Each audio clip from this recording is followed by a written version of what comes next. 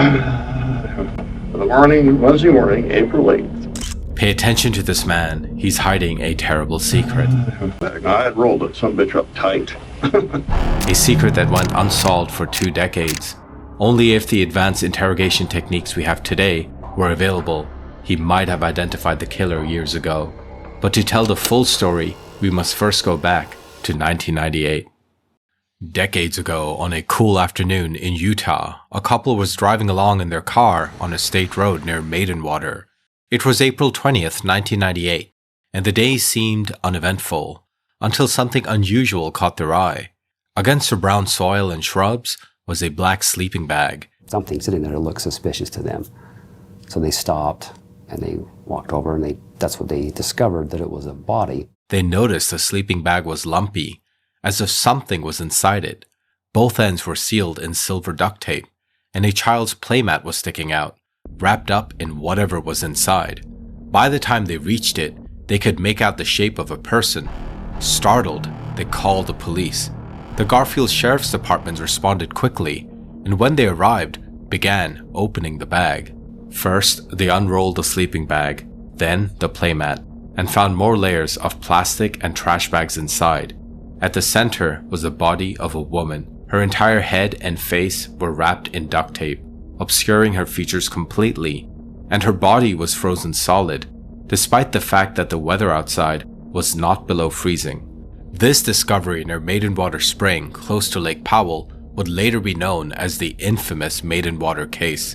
The killer went to great lengths to hide the victim's identity, and it took years to even figure out who she was, let alone solve this case. Hello friends, this week's case is about the persistence of a detective who never gave up, and people in the true crime community who put in their own passion into volunteering for answers, and the leaps and bounds that forensic science have taken us. The body appeared to be of a 30 to 40-year-old woman of Hispanic or Native American descent, with shoulder-length dark brown hair. She appeared to have a freckled complexion, but most notably was the gunshot wound to her head, and she was wearing nothing but a bloodied bra. An autopsy conducted would reveal she had been shot execution style and her fingertips were cut off, likely by the killer to prevent identification. There were signs she had been frozen, which preserved her facial features but masked her time of death. Speaking of her features, there was a mole below her right ear, one that would be instrumental in her identification later. Her teeth indicated she had received professional dental work and had tattooed eyebrows, so she likely wasn't homeless and took care of herself. Due to the lengths the killer went to, investigators believed they were experienced and had done this before. It could be a hitman or a serial killer. The investigation focused on the rope used to bind her arms and legs, hoping to obtain some DNA from it that would help identify her. However, sending it to the crime lab yielded nothing other than the victim's own DNA on it. The same was true for the duct tape and other materials retrieved at the time. Further efforts to cross-reference her identity in the National Crime Information Center and FBI database showed nothing. 20 years went by and the case grew frustratingly cold. Then, a potential breakthrough occurred in 2008. It's circumstantial, but there's a lot of little pieces that do connect her to Scott Kimball. One thing that stood out was the ropes that she was tied up with were very unique, complex series of knots that she was tied with. Terry Kimball, Scott Kimball's uncle, was also tied up with rope with very similar type knots. Our Maidenwater victim was wrapped in a children's playmat. Scott Kimball's son was interviewed, and he was shown a picture of this children's playmat carpet, and he stated that he had one identical to that. Scott also worked at a meatpacking company and had access to refrigeration trucks used during transport, which would explain how the victim was frozen. Scott was known for executing his victims and leaving them in isolated areas, often wrapping them in rugs and tape, similar to how the Maidenwater woman was found. Scott Kimball was serving multiple life sentences in Colorado for killing 4 individuals. This seemed to be a solid lead, but no DNA evidence could link the case to Scott, and he denied any involvement. As a result, they couldn't charge him with anything. Other than the similarities, there was nothing concrete to charge him with the crime. The case frustratingly went cold again, but Detective Davis worked tirelessly and never forgot the victim. But given the tools available to him, he was doing his best. Then, years later, in 2018, Agent Davis held a press conference where he circulated the postmortem photo of the Maidenwater victim in public. Because they needed help, the image quickly gained traction in the online true crime community, especially in popular forums such as Websleuths, where members began their own investigation and dissection of the case.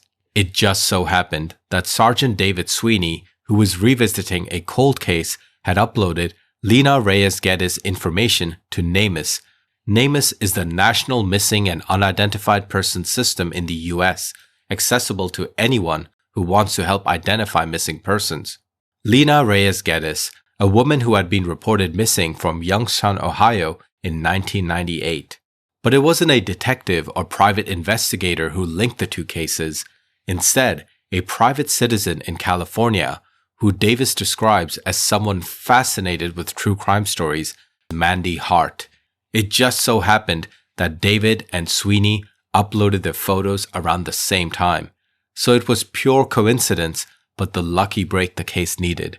Thanks to this, they were able to get a hold of Lina Reyes' sister in Mexico, and DNA provided by her family members confirmed that Lina was indeed the Maidenwater victim, closing a decades-long mystery. Lina, a 37-year-old accomplished ballet dancer with a university degree, had been celebrated as the shining star of her family.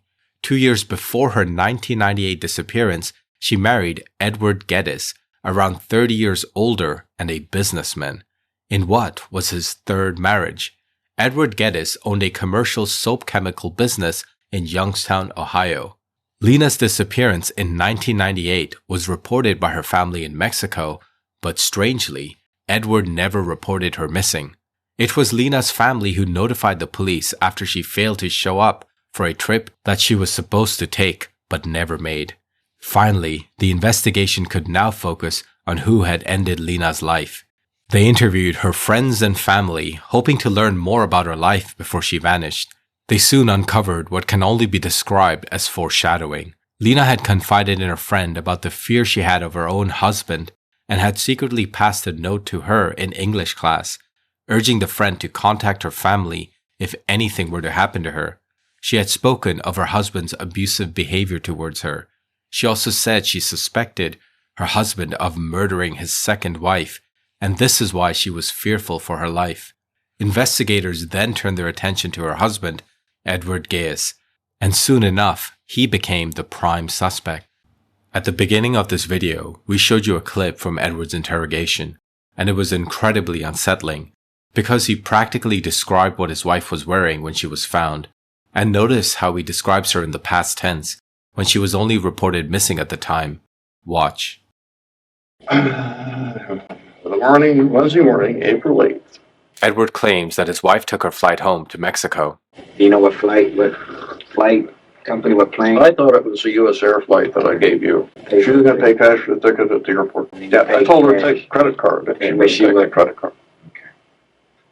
Wednesday morning, April 8th, we left at 6:45 a.m. We had Chickies, the dog, with us. She had packed a cosmetic case, a suitcase, I think a hang-up bag, and she had a sleeping bag, okay, which was going to be a present for one of her little cousins. She always liked to go out to the backyard and, like camp. He had a little hut and things like that. So she So she was sleeping bag. She had the sleeping bag. I had rolled it, some bitch, up tight. That's an odd combination to carry, but it was going to be a present for Paco. To a trained detective, these unsolicited explanations are strong indications of potential lies. Because the liar would try extra hard to make you believe their lies, someone telling the truth wouldn't have to do that. Unfortunately, the detective here did not pick up on any of these clues. Listen to the rest of the interrogation and tell me what other unsolicited explanations you pick up. What color was the sleeping bag? Blue on the outside. I guess it was a light color on the inside. I think, man, you're testing my memory. That's in case we who knows, might find something now that, you know, Yeah. they can find a sleeping bag. Well, since I talked to you, I'm going to say one thing. We ought to enter it here, and I've not told you this before because it didn't come to mind until about a month or so ago. She got up pretty early that morning, and she had long hair, and she went to shampoo, and it took a little while to dry her hair. And so I was laying in bed watching her, you know. But so the first thing she would do is she'd come out of the shower and she'd have the towel wrapped around her thing, and she'd come out nude, and she would put on a pair of underpants and a bra. Okay, and then she would, you know, start working with her hair. I can tell you what underpants and bra she had on. They were white cotton, and the bra. The reason I remember it was my favorite pants and bra. It was white cotton with pictures of apples and maybe bananas on it. Okay, little pictures like this, the size of a nickel. Okay. And the bra had the same pattern. With apples and what? Yeah, I think apples and bananas. Yeah. Unusual. Okay, I left about 6:45. Austin town. We went down to Pittsburgh Airport. I pulled up to the check-in, U.S. Air check-in. She didn't have a ticket, so the Skycap cannot check something just on your word. You have to have a ticket. So I gave him $10. I said, okay, now you take care of all our baggage and make sure she gets to where she's going. Okay. And I didn't come into the airport because I had Cheekies in the car. And, we hadn't really broken Cheekies of keeping her in the car. Mm-hmm. Okay. We hadn't taught her how to stay in the car and not go pee-pee. So, you know, we kissed. I was out of the car. We kissed. Skycap picked all the stuff when they went into the Pittsburgh Airport. That's the last time I Had the saw him. interrogator focused on the unnecessary explanations to his simple questions, they may have actually considered Edward a prime suspect 20 years ago. They validated much of what Lena had said. There were signs of abuse in the relationship, but there was just one problem. Edward was already dead. Edward had ended his own life in 2001. But authorities strongly believed he was the one responsible for ending Lena's life. Well, we want to know, what happened to her, who did it to her. And you just have to be persistent because you never know what little thing's going to break it for you.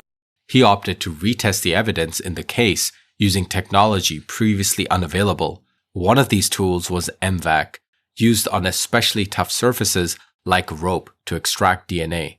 It sprays a special solution onto the surface of an item, which is then extracted via a vacuum. Everything the device extracts is caught in a special filter where any DNA can be separated. The MVAC found 117 engrams of DNA on that rope, more than enough to be tested. This technology is a game changer for cold cases, especially where DNA is difficult to collect. Investigators asked for DNA samples from Edward Geddes' family. 2 family members gave samples willingly, but Davis had to get a search warrant to obtain a sample from Edward Geddes' son. When the DNA samples came back, there was a familial match to Edward Geddes. It goes to show where the science is with this DNA. As I said, a game changer for cold cases. And of course, it's innocent until proven guilty. But with all the overwhelming evidence now, many believe Edward Geddes is the one responsible, even though no charges could ever be brought against him because he's long gone.